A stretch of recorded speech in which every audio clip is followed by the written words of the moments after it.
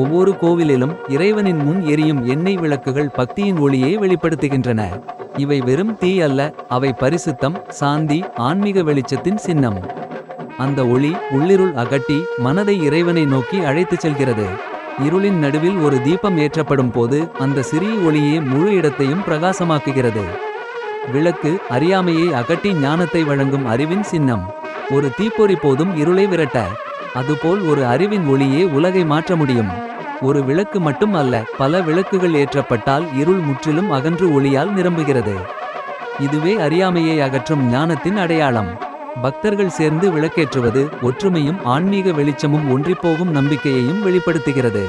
இறைவனின் முன் விளக்கு ஏற்றுவது பக்தியின் உயர்ந்த சின்னமாகும்.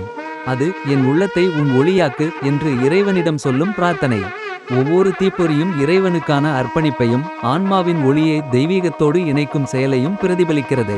100க்கும் 1000க்கும் மேற்பட்ட விளக்குகள் ஒரே நேரத்தில் ஏற்றப்படும் போது அது அற்புதமான ஆனந்தத்தை தருகிறது. ஒவ்வொரு தீப்பொறியும் ஒன்று சேர்ந்து ஒரு பேரொளியாக மாறுகிறது. இது பக்தர்களின் ஒற்றுமையையும் தெய்வீகத்தில் அனைவரும் ஒன்றாக இணைவதையும் குறிக்கிறது. இறுதியாக எரியும் ஒரு விளக்கு ஆன்மாவின் உள்ளொளியை சின்னமாக காட்டுகிறது. வெளிப்புற ஒளி போலவே உண்மையான ஒளி நம் உள்ளத்தில்தான் உள்ளது. அந்த ஒளி நம்மை இறைவனோடு இணைத்து அறியாமையை களைந்து ஆன்மீக வெளிச்சத்தின் பாதையில் நடத்துகிறது.